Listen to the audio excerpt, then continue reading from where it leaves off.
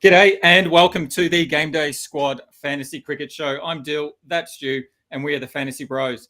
Thanks everyone for tuning in once again as Stu and I preview everything Aus Cricket related before the round 9 kickoff. In about an hour or so, we've got the Sydney Smash, another instalment of that massive comp between the Sydney Thunder and the Sydney Sixers, although there is a bit of rain about, and we'll talk about that soon. Stu, round 8 is in the books. Another round of some high scores and some pretty close matches there, particularly that Heat game last night.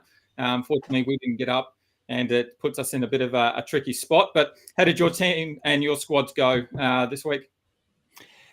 Yeah, g'day, Dyl. G'day, viewers. Thanks for tuning in once again. Yeah, mate, it was a great finish last night. And what I love about heading into the final round is that I'm pretty sure all 8 teams still have a chance of making finals. So, yeah, what a round that we have still to preview here. Yeah, mate, I think the GameDay Squad team is still investigating a bit of a bug that sort of prevented some scores being updated from last night. So I'm not sure round 8 scores are final just yet. Fingers crossed they are, because I'm currently sitting second in Challenger, which is pretty exciting.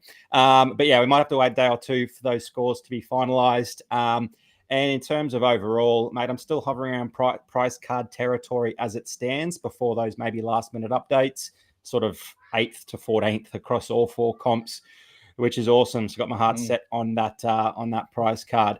How'd your squads go, mate? Yeah, mate, that's an unreal effort in second spot at the moment. Let's hope that maybe a couple of updates and you might slip into first spot there, depending on what happens once that bug is fixed. And obviously a couple of those pods paid off, particularly that Mitch Owen in your all-rounder spot. He had a massive game, and we'll talk about him a little bit later. I made a bit of a ballsy play as well. I replaced Matt Short with Jack Edwards in the last minute just before the kickoff of that game. In my starter squad, though. I wasn't brave enough to do it anywhere else, but obviously that paid off a little bit. Unfortunately, in that squad, I did play Warner and then Tim David as well. So at the moment, I'm sitting in 6th there, potentially with a few extra points up my sleeve to move me up maybe into 5th, depending on what happens.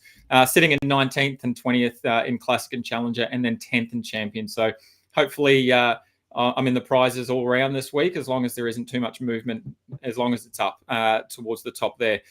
Season long, I'm sitting in 12th in starter, 21st in Classic, 14th in Challenger, and 18th in Champion. So yeah, probably outside the prize cards at the moment, unless something big happens over the next couple of rounds. But look, the good thing is round 9, it's the end of the regular season, but we've still got another 2 rounds that includes the first lot of the finals and then the second lot of the finals there, and all of those count towards your season-long rankings. You've also got opportunities to score some prizes for those rounds as well. So we've still got plenty of games to go, plenty of rounds and plenty of points to be had. So remember, if you want to challenge Stu and I, particularly on the rounds, it's not too late to do so. You still have plenty of time to sign up.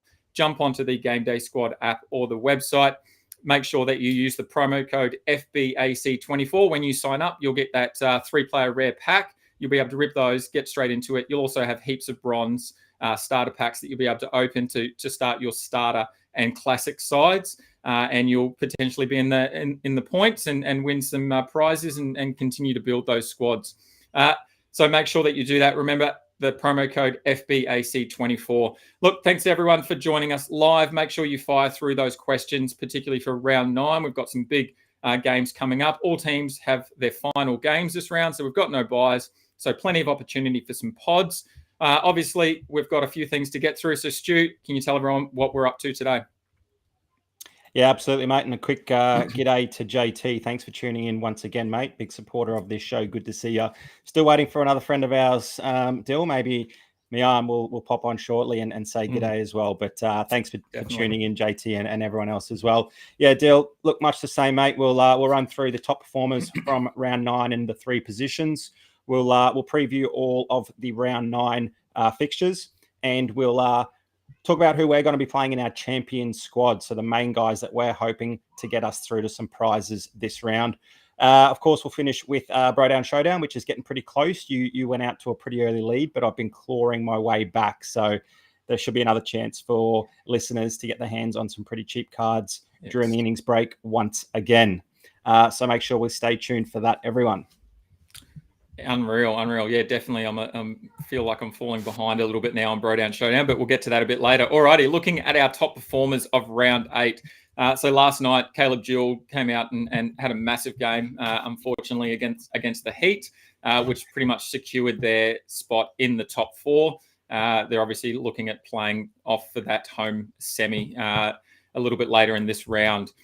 So Caleb Jewell, 103 points. So he had an unreal game, 76 runs. That was 9 fours and 1 6. He obviously got that 50-run bonus, and then he took a catch as well. So that added a couple of points there to get him over that ton. So anyone that played him in his double, great option there. Great little pod, I reckon.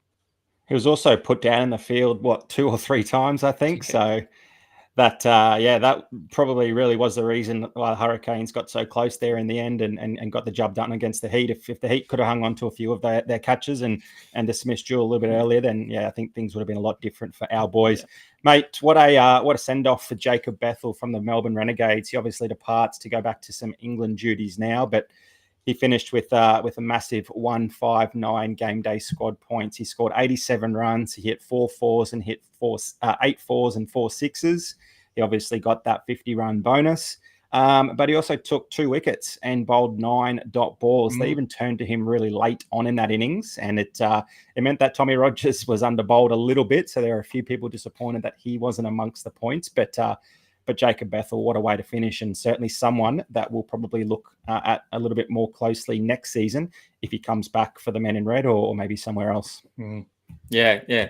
Unfortunately, we had a look at him early on in the few rounds ago as a potential pod, and that didn't pay off. And it was last round that obviously he had that big score. So yeah, was there and thereabouts. Anyway, we progressed. So obviously we've discussed Ellis versus Meredith over the last probably 2 or 3 shows now, and we never seem to get it right. But Meredith was the one that had the big game, and he actually topped the bowler list for that week. So he took 3 wickets against the Renegades. He earned that 3+ wicket bonus. He also bowled 9 dots and took a catch in the field to earn himself 80 points. Obviously, we saw last night he didn't quite get in the wickets, and therefore that 80 points was his top score. So he did well, and anyone that played him over Ellis probably were pretty happy in that first game. And then Ellis came out and also took 3 wickets last night and sort of evened the ledger a little bit. But yeah, Riley Meredith finished off on top there. Yeah, there wasn't a huge amount of points between the two, but a couple of us were sort of biting our fingernails after that first match where Meredith went big and Ellis bowled fantastic, but just wasn't really bowling enough of those wicket balls. But we definitely saw that come off last night, and I think he got his 3rd one on that final ball, which is always good. It's always good. Alrighty, so as usual, we're going to jump in and we're going to start previewing the games. Last couple of weeks, we have jumped straight through to game 2, so we might do that again. Obviously, we touched on there is a bit of rain around Sydney at the moment, so if there's anyone on and can give us a bit of an update about what that is looking like. I just had a look at the radar before, and it looks like it's clearing a little bit, but then there might be some coming through a bit later. So we'll keep an ear out for that bat flip and whether that's delayed or not. But let's jump into game 2. Stu, we've got the first of the double header on Saturday. So again, this is a shortened round. It's just Friday, Saturday, Sunday. So we've got Heat against Renegades. Do you want to go through that one? Absolutely, mate. Yeah. So the Renegades take on the Heat down there at Marvel Stadium, so we don't have to worry about any weather concerns. They play under the roof, of course, there at Marvel, which is excellent. Mate, that game kicks off at 4:00, so we need to make sure that we're checking those team sheets at about 3:30 our time, and then making sure that we're making any necessary changes. But if the game doesn't go ahead tonight, we should have a few more spots available for a couple of players that were going to be played tonight, but then get pushed. Those spots get vacant because of the rain out. So we've got some pretty interesting stats here at Marvel Stadium. The average score is reasonably high, really close to 40 points, and it's about 38 in the first innings and 40 in the second innings, which is awesome. But that mostly is slightly favoured towards the bowlers that are getting a little bit more in terms of producing with the ball, but also a lot of bowlers are sort of chipping in with the bat as well at the end of the innings after the sort of top or the middle order fail as well. So it's conducive to points, but also I think it favours the bowlers slightly a little bit there as well. The key matchup stats between the two teams this season: Renegades allow an average of 37 points per player and score an average of 35 themselves.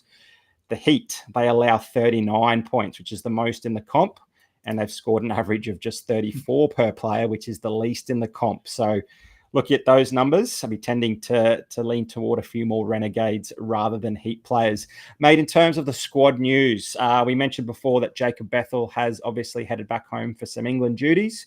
And unfortunately, Aussie and Marnus, they were pretty big in last night's loss, but they've played their one game for the season, and so they won't be playing. So it sort of disrupts maybe a little bit of momentum, or a little bit of that sort of thing, leading into finals. I'm not quite sure. Obviously, they wanted to get the win out of that, but it definitely changes a few things in the middle order there with players coming in and out and at the top of the order and that sort of thing. But unfortunately, it looks like, Matty Kuhneman won't suit up either after that thumb injury.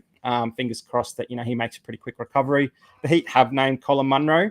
They've named Drew and Wood in their 14-man squad as well. So, those names aren't quite as big as Aussie, Marnus and Kuhneman, but let's hope the boys can get the job done.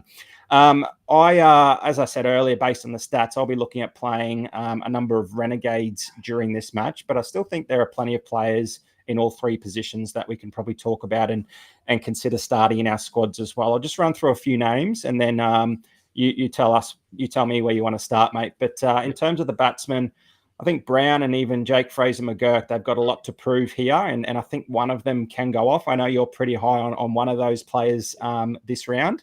There's also Nathan McSweeney and even Matty Renshaw could be good shouts as a Heat batsman as well. We've got a couple of good options in the all-rounder position in Will Sutherland, Michael Neser, and Big Tall Paul. But I think the bowlers are the ones that are going to cash in here and playing the likes of Tommy Rogers, Bartlett, or Spencer Johnson, or maybe even all three if you're that way inclined. Could be a good way to score plenty of points this match. So where do you want to begin, mate? Yeah, before I jump in and we start talking about some of the players we're playing, I want to let everyone in on a bit of a secret here. I've decided to go a different direction in my squad today based on the rain around in Sydney. Usually I'd put in a couple of Sydney players, maybe a Sydney Sixers players, a couple of Thunder, and then see what happens with the bat flip and then make some changes or some pivots later on. I've actually changed my mind and doing something a bit different. I'm not playing anyone from the Sydney Smash game tonight at this stage. And I think that it's much easier to wait and see what that looks like. The coverage starts in about 15 minutes or so. So we'll probably get a clearer picture is looking like. And it's going to be much easier for me to look at that, go, yep, it's cleared up. They're going to get a game of cricket. I'm going to start making a couple of changes and moving a couple of players so that I can bring in a couple of Sixers and a couple of Thunder potentially. I think that's a better option than having those players in there, seeing that there's too much rain around and having to panic trade players in and out really quickly and then potentially getting a donut in there because I haven't gone through all of my squads and made those changes. If I do miss one or two players across my four squads based on, if this game goes ahead, then so be it. I've still got those options, tomorrow night or Sunday as well. So I think I'm kind of hedging my bets a little bit. I've got no Sydney players in my squad at the moment, but I'm going to talk a lot about, pivot options and where I would go if something happens, if the game goes ahead or what that looks like. So it's really up in the air at the moment. Obviously, there's a couple of variables, but I just wanted to let everyone know that that's what my strategy is tonight and for the weekend, just so I don't get out. You'll be making a few changes live on air, will you? Yeah, well, we'll see. If that game does go ahead, I might have to, and that'll be fine. You can talk a little bit, and then we'll swap. You can then make your changes if you need to. Let's talk about this game, the Heat and the Renegades. I want to start with the batsmen. I've dug a little bit into the stats, and the surprising one for me is I'm going to play a Heat batsman. As long as this game doesn't go ahead tonight, I'm going to play a Heat batsman. I just don't know whether it's going to be Renshaw or McSweeney. Now, Matty Renshaw has quietly gone about his business this season, and I feel like he's flown under the radar, particularly for GDS. I've never really rated him that highly as a player, and I've never thought he has, got to the heights that potentially he was promised maybe 4 or 5 seasons ago, but he's currently sitting at an average of 41.5 GDS points across all of his games that he's played, and his previous 3 scores are 51, 45, and 60. So he comes in that 4, 5, 6 spot potentially, depending on what's happening, and he just seems to go about his business and accumulate runs quite easily. It's not like he was playing any crazy shots. He does pull out a bit of a doozy every now and then, but it's not too crazy. And the other thing is that with that injury to Kuhnemann, there is a chance that one of these two or both of them might even bowl, depending on what that lineup looks like. They're obviously going to have, that potential spinner option in, a couple of other players that they're named as well, but they might throw the ball maybe to Renshaw, which we've seen in the past. We didn't see it last season, but 2 seasons ago and before then, we have seen him bowl. So that could be an option. And then obviously we saw McSweeney as another spin option when he came in for those first couple of games. After that, he was dropped from the test and he bowled that one over and took a wicket and had 3 dot balls. So that's another option as well. My concern is McSweeney's batting's been a bit all over the place. He's got recent scores of 1, 43, 7 and 9. So that's a bit concerning. Renshaw seems like probably a safer option with that potential ceiling of if he does get an over, then that's nice. If not, then he's still got that opportunity with the bat.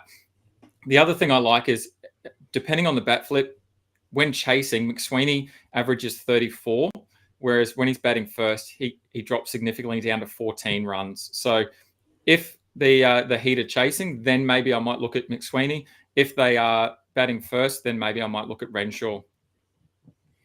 Yeah, I was looking at Renshaw's stats earlier when you mentioned him to me, and yeah, he's definitely flown under the radar, and I think he's even crept above McSweeney in terms of total points or averages as well. And McSweeney obviously had a really good start to the season after he returned from the Test squad. So yeah, we saw that match when Renshaw and Bryant really lifted the run rate, and Renshaw has gone on since then. So yeah, I think that's a great pod play, and particularly if he does get a couple of overs with the loss of Kuhnemann, which is pretty big.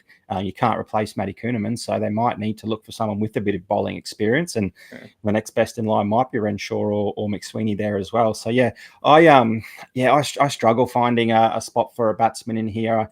I'll just throw to JT's comment. I know we're talking about the batters at the moment, but he also believes the deck at Marble there might assist the bowlers, and he's wondering about stacking some bowlers into his lineup. So we'll probably get to that pretty shortly there, JT. But off the back of that question, yeah, I'm finding it hard to put in those batsmen just because the pitch at Marble does favour the bowlers, and while batsmen can score some decent scores on this deck, it does take a bit to get going, and it's the middle order batsmen that tend to get the biggest scores here at Marvel. Maybe because the opening bowlers have had their spell and they're sort of waiting for the power surge, and maybe the batsmen that are in are just hitting around some spinners or some part timers for 1s and 2s, getting their iron and working out how the pitch is playing, and then they can really lift the run rate and accelerate from there. So yeah, that maybe feeds into the Renshaw narrative, but for me, I'm finding it really difficult for a McSweeney, for a Brown, or a Jake Fraser McGurk, and I want to look at a couple of batsmen playing on some of the truer decks, like at Optus Stadium later on that evening,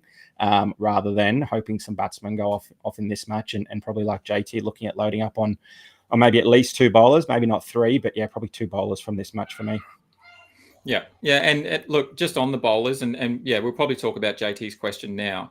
The key for me is that Marvel's been really conducive, as we've already talked about, to points for bowlers, averaging 51.2 to all bowlers this season. So, look, it is a little bit of a risk playing all 3 bowlers in this match. I can see a scenario where, yeah, someone like Spencer Johnson and Bartlett take maybe 3 each. And then Rogers comes out and does the same. I wouldn't be, against someone doing that if they wanted to play that option. I guess you want to have a little bit of flexibility. That's not, we don't really see that too often, where 2 bowlers from the same, or 2 quicks, particularly from the same team, go out and score or take 3-4 wickets each. So that would be the concern. And then obviously there's some really good options elsewhere outside of that. So, in some of the other games. So I probably won't be playing all 3, but as you said, I will be looking at 2. And the 2 that I'm looking at are Rogers and Johnson for me. Look, we've talked about Rogers heaps, and I don't think we need to continue, but I think the key for me is that it's the batting that I really love on top of that, on top of the bowling stats. Look, the Heat do allow 37 points to bowlers this season, which has them ranked 4th. So they're sort of middle tier in terms of what they allow. But like you said, and like we continue to say, Marvel is perfect prime for the bowlers. So I'll be loading up on Rogers. The other one I'm gonna play is Spencer Johnson over Bartlett. And there's a couple of key things for me. The Renegades allow an average of 47.3 points to bowlers, which is the highest average to all bowlers across all teams. And then in particular, they allow 44 GDS bowling points in particular, so just to bowling, to the quicks, compared to 11 for spin. So yeah, a lot more conducive for those quicks as well. And then since returning, Johnson's taken over really, I think, as sort of the Heat's key strike bowler. We saw Xavier Bartlett do quite a lot early in the season, and then he's sort of taken a back seat a little bit. Johnson's taken 11 wickets in 6 games, whereas Bartlett's taken 11 over 8 games. And then Johnson's averaging 13 dot balls, whereas Big X is only averaging 9. So that's why I'm leaning towards Johnson. And yeah, I think Rogers is just a lock for me. Yeah, JT, look, mate, if the stats between Bartlett and Johnson of late were a lot closer than they probably are, then maybe it's better playing both of them plus Rogers rather than doing the coin flip. But yeah, I think Dill's right here in saying that Johnson probably has the nod over Bartlett at the moment, particularly if we look at last night and just how well Spencer Johnson was in comparison to Bartlett and even Michael Neser as well. Both Bartlett and Neser and X went for over 10 runs and over from their 4 and only got the 1 wicket between the two of them. Spencer Johnson took 3 for 26 and only went for 6 or 7 runs per over, and that included that last over where Matty Wade obviously hit the 6 off the final ball as well. So he was by far a lot better in the same conditions with the same opposition batsmen attacking the bowlers. And so I think that's really clear. Yeah, you want to take some form into this sort of sport, and Spencer Johnson definitely has a lot of it at the moment. But yeah, if you're wondering between the two who to play, Bartlett or Johnson, it might be easy just playing both of them and Rogers and just hoping that this pitch is conducive to a lot of bowling points. What I do love about Tommy Rogers is he also loves Marvel. He's taken 3 for 22, 2 for 31, and 2 for 41 in his 3 matches there. He's found scoring runs a lot tougher at this venue. Actually, he hasn't gone past 6, I don't think. But it's his ability to take wickets in bunches that's been really impressive, and I can see Bartlett and or Spencer Johnson doing that as well. I'm probably more likely to play Spencer Johnson if the Heat bowl first, because he's been guaranteed sort of that final over a lot more frequently than Bartlett. There's a bit of a pod. I might look at Bartlett in 1 or 2 squads if the Heat bat first, because he obviously bats a little bit higher up there and maybe one of those, middle to lower order batsmen that get a little bit of time out in the middle because the top order fail, and any runs off the bat in the bowler position are obviously extremely handy as well. So options are open for that match, but I think it's the bowlers for me and less likely to start any bats. Yeah, and I think that's fair. The other option that I'm sort of looking at, and I've got him in my team at the moment, but again, there's pivot options everywhere, and it's pretty flexible at the moment. You did talk about him at the top, and that's Joshy Brown. I think he is a pretty good option. Obviously, it's a lot more difficult to score runs at Marvel, and I thought it was interesting actually the other night the commentators were talking about, and I think it might have been Finchy talking about it in particular, that there's a lot of runouts that seem to happen at Marvel because batsmen overestimate the amount of time that they have and the pace of the field in particular, and they try and push their twos. But the pace of the field doesn't allow that necessarily. So I thought that was quite interesting. I guess Brown, being, that's his home deck, he should know that quite well and should be able to make those decisions. The other thing I like about Brown is, he often doesn't need to run. He's obviously a bigger boy. He's not always keen to run. He's pretty keen to just smack them, which can be a detriment. But obviously, if the game doesn't go ahead tonight, then I'm going to pivot off Steve Smith and I'll be pivoting to Brown. Look, he hasn't had the best season, obviously. He did have that round 4 score of 91, which has been his top score. But I think the Gades need to win this game, and they need to win quite well. So they'll be looking to push the run rate. They'll be looking to score some big points. And that probably has Josh Brown written all over it. We saw last season when the Heat needed a big game from him. He stood up and he delivered. So I kind of expect potentially the same here. He's got the opportunity at least to carry that team into the finals. The Heat do leak points to batsmen this season as well, allowing an average of 37.4, which is the second highest of all teams. And then in terms of home versus away, Brownie enjoys playing on that Marvel deck a little bit more. He's averaging 27 runs at Marvel compared to 11 away from home. So obviously 27 is not probably quite enough in terms of pushing for a top spot in, that overall and then round rankings. But if he can get through those first couple of overs and knock a few balls around and then look to play big after that, I think there's potential for him to score that, that 90 plus GDS points again. So that'll be my pivot option if the game doesn't go ahead tonight. Geez, man, you're a brave person. For your sake, I hope that game does go ahead and you play Steve Smith, so you don't have to make that decision and do that to your squad. But yeah, no, props to you if it comes off. And just quickly, I'll throw back to JT's comment. He was actually talking about Fergus O'Neill over Xavier Bartlett. Mate, I wouldn't ever recommend from a Heat fan starting two bowlers against us. Well, I certainly wouldn't do that to myself. But yeah, you're right. He has scored. He did take 2 wickets. He took none for 11, and then took 1 for 18 in his first game there down at Marvel. So yeah, he's that really good sort of shield, line and length type bowler, isn't he? And that deck definitely suits his style of bowling. For me, if the Renegades bowl first, then it becomes an option if you want to go that way. But look, his numbers aren't amazing. We'll talk about Behrendorff and maybe a couple of others in the next couple of games that I think are far more elite bowlers than him and probably the spearheads for their team. Whereas the Renegades are sort of all Tommy Rogers at the moment, and even a little bit Will Sutherland, who probably is a little bit of a smarter play than Fergus O'Neill in your all-rounder spot. Yeah, the thing for me with Fergus is he's probably a little bit inconsistent. He's had 3 games where he hasn't taken a wicket. So for me, that's a little bit concerning. Whereas you look at someone like Tom Rogers, he has gone every game and he's taken a wicket. You look at someone like Behrendorff, he's gone every game, he's taken a wicket. So I think the consistency for me between those two, I think I'd be leaning towards Behrendorff if I had an option between Fergus O'Neill and Behrendorff.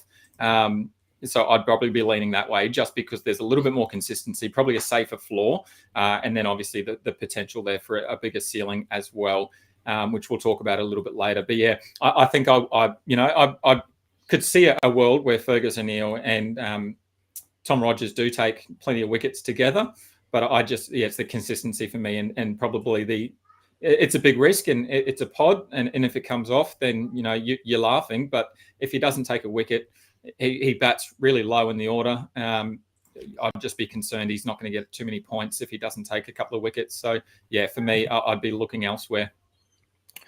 All right, mate, we're about 35 or 33 minutes or so out from the start of tonight's match. The bat flip should be occurring any minute if there's no rain interruptions.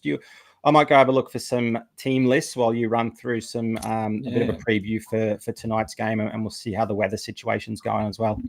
Definitely. So, Mian is here, mate. Thank you very much for joining us again. Look, there is a little bit of rain expected in this match, so we're going to have to keep our eyes open here on the stream to see whether that game is going to go ahead. As Stewie mentioned, that bat flip will occur soon if it does. In terms of the game, look, if it does go ahead, we've got a massive Sydney smash again. It's the second instalment this season. It is down at the SCG. It'll be kicking off at 6:15. If it does go ahead, obviously, if it doesn't, or if that bat flip is delayed, the lockout happens 1 minute before the start of the scheduled time. So that'll be the concern that you'll need to make your changes by 6:14 Australian Eastern Standard Time. So you just got to make sure that you're ready for those if that game doesn't if the bat flip doesn't go ahead at the scheduled time. In terms of venue stats, we've got an average score of 38 GDS points, which is the third highest across all venues. First innings 36, second innings a bit higher of 40, so potentially an option there depending on what the Sixers do. We know the Sixers are pretty happy to be chasing the second innings, so we'll just see what happens there. The Thunder allow an average of 35 points, and they've scored themselves an average of 35.5. The Sixers allow an average of 33.7, and then they score an average of 37.8. So definitely an opportunity for some more sixes in your side if the game goes ahead. And just one more stat for key matchups. The last game that they played, the Sixers allowed an average of 30 points to Thunder players, while the Thunder allowed an average of 31.5 to Sixers. So they actually restricted the Sixers quite well in that last Sydney smash. So it'll be interesting to see if this game goes ahead, how that plays out. In terms of squad news, there's no real changes to the squads. We've still got one more Steve Smith game, I believe. I believe this will be his last one if it goes ahead before he heads off. I could be wrong, though. He might get another game in that final series. In terms of relevant players, obviously Steve Smith's a big one. Then we've got Warner and Constas. There's always a coin flip as to who you play between those two. In your all-rounder, Green's probably less likely of an option unless you're desperate and you need to hope that Greeny goes off again. Obviously, Edwards, Abbott and Kerr from the Sixers are some really good all-rounder options. And then in our bowlers, we've got Dwarshuis. McAndrew came out and had a pretty good game for his first game back this season. And then Tanveer Sangha seems to find his way into the squad and seems to have a decent little cameo every now and then as well. So he might be an option. This game looks like the bat flips just happened. Is that right? JT has put it up there. Okay, so all right. Surprise, surprise. Sixers have chosen to bowl first. All right, so it looks like I might be needing to make some changes then. I love it. Good. I would like to see what is happening at the stadium to see what that looks like, but I might be making some changes. All right, do you want to jump in and start talking about some of your players while I have a look at making some changes early? Yeah, it looks like it was delayed by 5 or so minutes, the bat flip, but they didn't have the covers on initially, so it must have just been a bit of a wet outfield, and the umpires just inspecting the grounds there to make sure things could go ahead. It does seem slightly overcast overhead, but it looks a lot more promising than maybe we anticipated earlier on during the day. All right, for me, I think Steve Smith is a bit of a no-brainer. We saw that incredible 52 from 32 to back up that massive 121 not. But funnily enough, that 52 from 32 would have been below his Aus Cricket average since 2021-22 season, where he'd averaged 88 at 173, regardless of the weather, the opposition, bowling ability, the ground, etc. I think he's an absolute lock just because of the form he's in and the question marks around all of the other batsman options, particularly during this round. So he's a pretty easy lock in that bat position for me. He still struck at 167 that other evening, and he's playing 360 degrees. He's playing all around the park. And there might be a little bit of swing, or it might spin there a little bit at the SCG. But Smudge definitely has the game to get on top of any bowling types in all conditions. So I think there's no reason to play him. We will need to obviously keep an eye on the radar because we won't get any of Steve Smith's points if he doesn't bat. Obviously, if there's plenty of rain to come, then none of those points will count. But at the moment, it's looking pretty good. Maybe a little bit overcast, but some rain sort of moving north. So for me, Steve Smith is an easy play. The question marks then sort of come around. Do you play a batsman from the Sydney Thunder? And if so, is it Warner or is it Constas? Don't ask me, because every time I play Constas, he doesn't do any well. Every time I play Warner, he seems to have a pretty poor performance, and it looks like he forgets how to bat. So the easy option for me is no Warner, no Constas.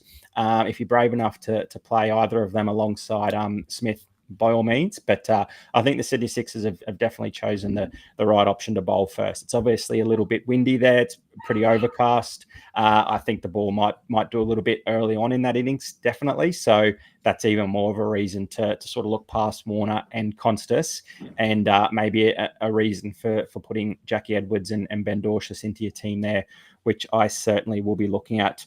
Have we got an updated team list for either team at the moment, just to confirm those guys are all playing? Seen one yet. I haven't seen anything yet, but we'll keep going and we'll see if they come up. If JT or whoever in the chat, if you do get some team lists, can you please chuck them up? Look, just on the Thunder batsmen, I'm actually going in a different direction. So obviously Warner and Constas are the big ones that could be a coin flip. And like you said, I think I'm with you. I think I've got it wrong every single time as well between those two.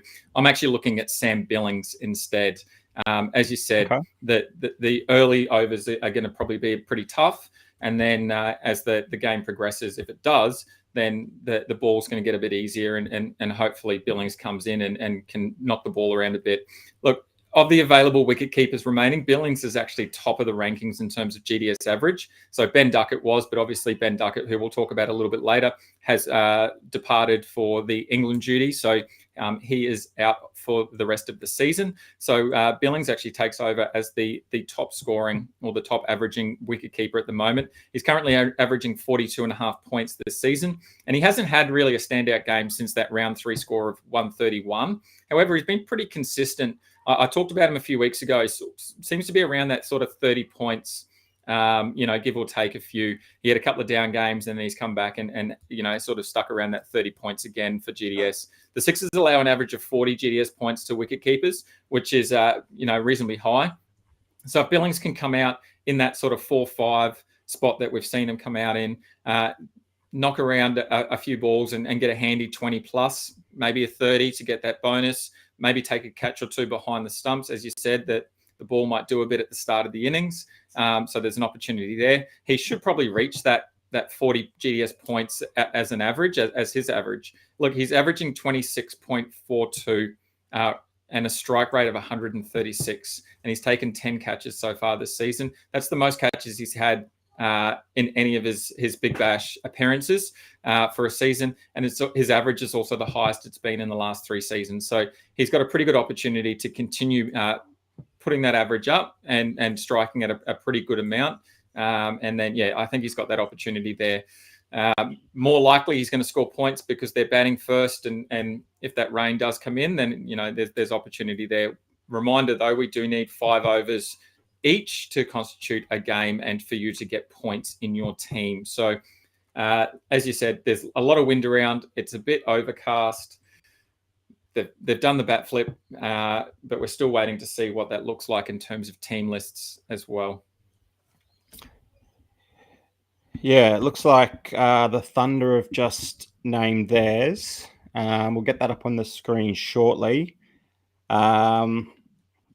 It doesn't look like too much difference apart from, Christian has come back into the side. McAndrew and then Andrews and Hasnain is there, but there won't be any Tanvir Sanger, it appears. So that's an interesting one. Particularly, I thought that if there was a ground that would suit Tanvir Sanger, it would be the SCG. So they've obviously opted for Andrews over him. They've got plenty of bowling options with Green batting there at 6. So they've gone the extra bowl again. And I mean, that paid off there against the Scorchers a couple of nights ago. For me, on the Billings, before we probably talk about some of the all-rounders and bowlers, I think the keeper position is pretty limited this round. I'm probably going to look at that Thunder strikers game for Alex Carey again and hope that the law of averages means he has a decent knock tomorrow night. But Billings looked all at sea sort of in his last 1 or 2 hits, particularly against the spin against the Scorchers there in Perth. He looked lost and he kept trying to play off the back foot instead of coming out and attacking the ball, and that was his undoing there. So I think the Sixers might look bowling a little bit of spin early to him and make him sort of come forward, which he doesn't like to do, or attack the ball. But look, he's as good as anyone really, and if a couple of early wickets fall, then he might need to steady the ship a little bit and knock some balls around and then go big from there.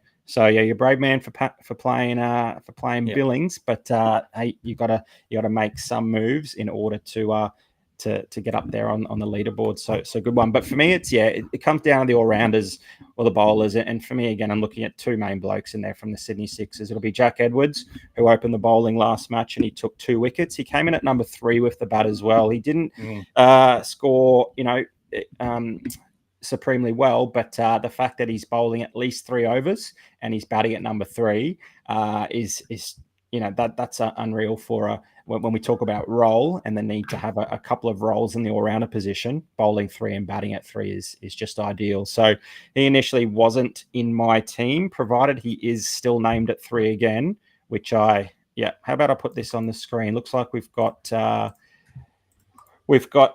confirmation of, we'll start with the Sydney Sixers. So I've got Philippi Smith. Edwards is there at 3. Enriquez, Silk, Lockie Shaw. Dwarshuis at 7, which is where he was last match, where he came out and hit a really quick fire 30. He hit 2 sixes as well. So him at 7 there above Kerr, Abbott, Chauhan, and Murphy. So they've obviously gone the double spin option there, which is great for the SCG. I'm wondering why the Thunder left out Tanvir Sanger there. But yeah, for me, I think that makes Dorcius really playable tonight. But also Jack Edwards, and for me, that might mean Will Sutherland comes out, and maybe even. Maybe even Behrendorff. I'm not sure. That's really tough deciding on if Benny Dorcius gets around. What's your take on that, mate? Can you help me out there?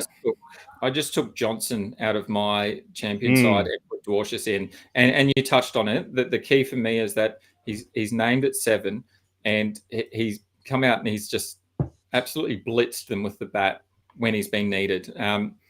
He scored 125 GS points with the bat alone this season, which has him sitting first of all the bowlers just on batting points. Second behind him is our man Tommy Rogers on 116 GDS points with the bat. The next best player is actually Tom Andrews from the Thunder, and he is sitting on 69 GDS points with the bat. So wow, Dorcius and Tommy Rogers just are built different, and if they keep going this way, they might end up all-rounders next year, which is a little bit concerning. I want them to stay bowlers because we love that little bit extra that they get on top of their scores with the ball. So yeah, for me, that 125 batting points from Dorcius, it's actually more than batsmen like Jordan Silk, Colin Munro, and Jake Fraser McGurk. He scored more batting points than those three. Wow. So crazy to think that he is playing better than those boys there. So yeah, I think he's a lock for me now. And as I said, I think I'm going to bring him in instead of Johnson. Obviously, Johnson will be sprinkled across some of my other teams, my squads. But in terms of champion, I'm going to load up on Dorcius. I think he's got that potential to have another big night. As you said, with that wind around, the ball should do a few things early, and he'll be the main man to do that. Also, like the Edwards shout again, coming in at 3. I think that's just the perfect position for Edwards. He's found that role really, really nicely in the Sydney Sixers, bowling 3 or 4 overs each game, potentially bowling in the power play or around those death overs as well, even maybe the power surge, if they've got that option up their sleeve. We've seen, him slide down the order, but he's back in that 3 position. And I think that's where he should play quite well. In the first 2 games of the season, he hit 37 and 28 runs when he was lining up at 3. So, that wicket potential, the potential for runs, I think he's a lock in my team. He's taken 5 wickets in 7 games, which is equal to Matty Short. Obviously, Matt Short's played less games, but they've both taken 5 wickets each. So I really like that option. The downside, I guess, is the Thunder have been great at restricting points to all-rounders. They've allowed an average of 32, which is actually the lowest in the comp. So they're actually really good at restricting all-rounders. So that's obviously a concern, but I think Edwards has got that ability, both with ball and bat, to score big tonight. Yeah, okay. Well, you've talked me into both of them, I think. Edwards and Dorcius in 2 squads at the moment over Will Sutherland and Spencer Johnson as well. Well, I've obviously got 2 other games to preview shortly. I'm still wondering about Jason Behrendorff and the likelihood of playing him in all 4 squads, which he currently was. Those are definitely the Sixers players that we're pretty keen on. Here's the Thunder team on the screen. I know you've already all seen it, but is there anyone from the Thunder outside of Billings that you're interested in, or could be a decent pod for some people looking at maybe climbing up the leaderboard? I'm looking at Chris Green there at 6. Yeah, maybe Chris Green. We saw him, have a pretty decent game last game. The other one I don't mind is McAndrew. He bowled 3.2 overs last game and took 2 wickets and had 11 dot balls. So, with Lockie Ferguson gone now, McAndrew comes in as their probably main strike fast bowler. So there's options there. I did like what Tom Andrews did the other night with the bat as well. So, we've already touched on him. So there's a few players there that probably have the potential to be pods, as you said, but I'm going to steer clear just based on there's better options. There's your Johnsons, your Bartletts, your Behrendorffs in terms of bowlers. So I think I'll be looking elsewhere. McAndrew, I just probably can't trust enough to be able to play him and feel confident, but there's definitely pod opportunity. Yeah, absolutely. All right, mate. We've got 15 minutes until that ball is bowled, provided the weather stays good. Do you want to move on to preview game 3? Yeah, let's jump in. All right, so that game 3 between the Scorchers and the Strikers is played tomorrow evening, and that's after that earlier game between the Renegades and the Heat. That's over there at Optus Stadium at 7:15. We don't need to worry about any weather conditions there. There's no rain expected. It should be a good night for cricket. The average GDS score is 36 per player, and it's really similar in the first and second innings. So we know that the pitch there is very true from ball 1 through to the end of that sort of 40th over. The Strikers allow an average of 36 points per player, and they score an average of 38.7, which is the most in the competition, probably thanks to a couple of big Matty short knocks. The Scorchers allow 35 and score an average of 36 themselves. In the last game, the Scorchers limited the Strikers to just 23.3 each, and the Strikers allowed the Scorchers to score 41.4. Quick bit of squad news here. Overton has obviously now departed. So Baisley or Liam Scott will probably come in to fill that role. Cameron Boyce was named in the 14-man squad. Lynn wasn't named as he's still dealing with that hammy. So there's a bit of watch on him and Weatherald with their injuries. The Scorchers have named Marsh. They've not named Marsh, and they've dropped Hurst for Matty Kelly. So look at those stats. For me, it's really just the Matty Short play for me, and then a couple of Scorchers players in Finn Allen and Cooper Connolly as well. We've been umming and ahhing about Jason Baradoff, and I think he might feature pretty heavily as well. With the interest of time, mate, let's just run through maybe the players that are definitely going to feature in your squad. Let's start with your Adelaide Strikers. Yeah, so like you said, the main striker that I'm playing is obviously Matt Short. We did see him bowl 1 over in that last game. We obviously saw his flaw in that last game, but we've seen what his ceiling is, particularly with the bat. So I think it's a no-brainer. Particularly if he's bowling. The concern for me, though, there was one ball in particular that I saw where he was fielding and he could have got to it, but he sort of pulled up his run and let it go past him, and they ended up scoring a run off it, and it could have been potentially, a match-winning type run. So that was a little bit of concern. I talked about last week because of the toe injury. He's struggling to stop when he's running. So, yeah, just a little bit of concern. Before we jump in, JT's just mentioned something here. Cover's still on the pitch. Bowlers going through their warm-ups, though. With 15 minutes to go, I'm getting a little bit concerned, and I don't know what to do. So I'm going to jump back to that. We'll continue talking about this game, and then I might have to make some changes again because I've just brought in some players, but I might have to remove them. It doesn't look like there's a whole lot of people in the stadium as well. Which you'd think for a Sydney Smash comp, there'd be plenty. So obviously they know what their stadium's like and what the weather's like. So that might be a bit of concern, and we might have to make some changes. Anyway, yeah, for me, Matt Short, he's straight into my squad. The other guy that I'm looking at from the Strikers is Alex Carey. Look, he's had some couple of down games. He came back from the test side, and we talked him up, looking to get his average of 30 runs per game that he's been getting for the last 5 seasons. We haven't seen that yet. He's hit 13 and 18. So there's obviously an up game coming, and he obviously needs quite a big one if he wants to get to that 30 average as well. So hopefully he can get a pretty good total and reach that average. This season at Optus Stadium as well, we've seen 8 catches behind the stumps from the 4 games that have been played there. So we know how the wicket plays. We know there's opportunities for fast bowlers to take wickets, and that potentially means that there's a nick to the keeper there. So there's an opportunity there for Carey to increase that total GDS points behind the stumps as well. The Scorchers have allowed an average of 35.4 GDS points to keepers when they're batting in the 3 spots. So we need to keep an eye on those team lists, but I would expect Carey to find his way into that number 3 while the Short brothers open. The Short brothers, I like that. Yeah, for me, it's Carey just hoping, two down matches in a row and back for a good one. The ball will be a little bit truer there on Optus Stadium, and he'll probably like the pace coming onto the ball as well. So I'm happy to lock him over the likes of, Philippi and Billings, where there's a bit of question marks around there, plus the overhead conditions.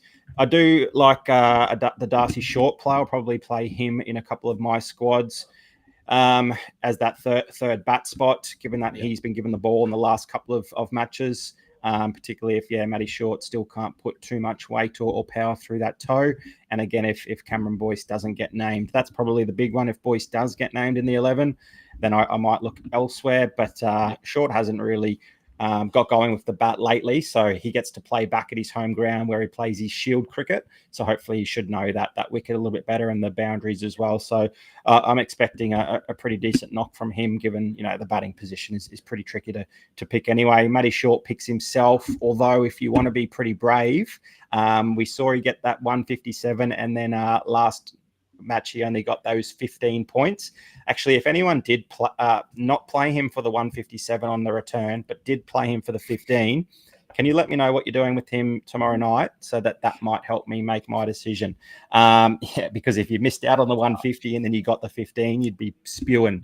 I think you just want to play him for any potential 100 plus score. For me, it's almost a must, even if he's not going to bat. I do like Finn Allen as a batsman in my team as well. He's looked pretty good after his 3 failures early on in the tournament. He hasn't really got going with the bat, but he has looked a lot better. He's been out to some pretty interesting deliveries and sort of looked really good before getting out. So I can only see him going on with the job this tomorrow night. He has scored a 50 against the Strikers. His top score also comes at Optus Oval.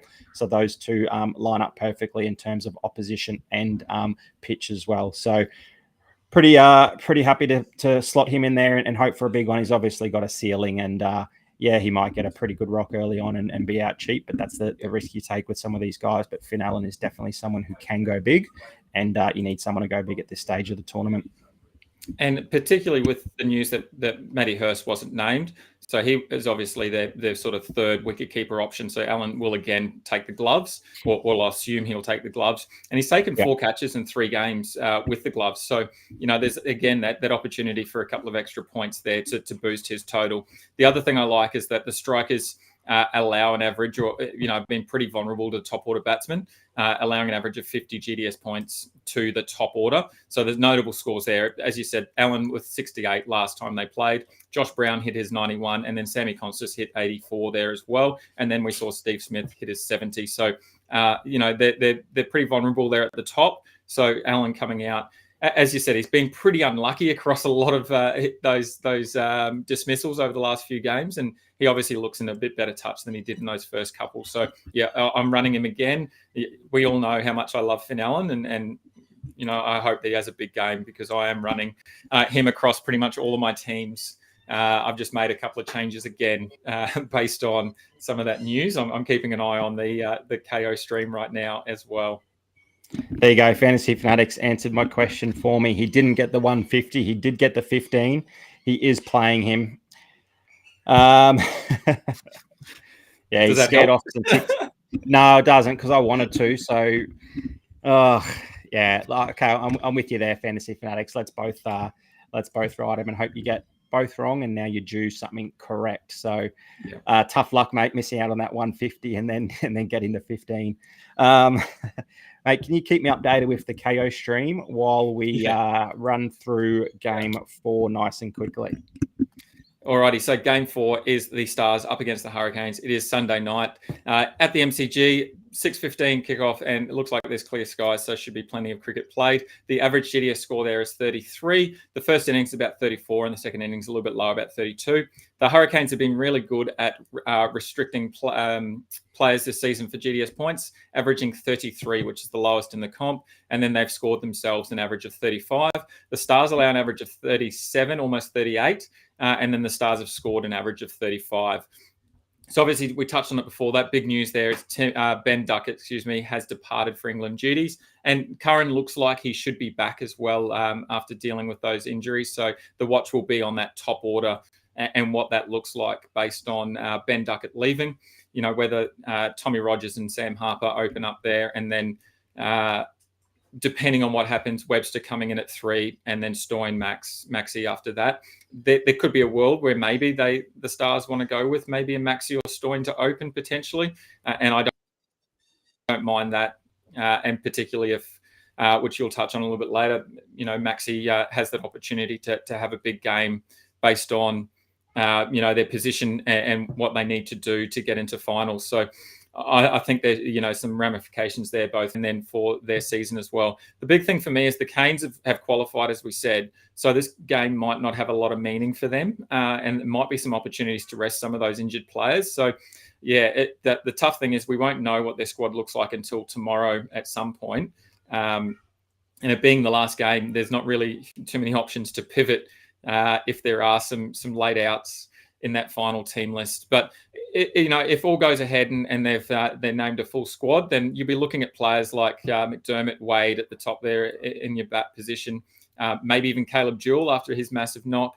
Then obviously, if Curran's named, all 4 Stars all-rounders are potentials as well. Mitch Owen being given the ball the last couple of games, he's obviously a big potential. And Chris Jordan, we've seen him miss a couple of games there in their double, and then maybe he might be back for that as well. And then in terms of the bowlers, Meredith and Alice, we've talked a lot about. And then Steckity comes into consideration as well, I think, based on his performance.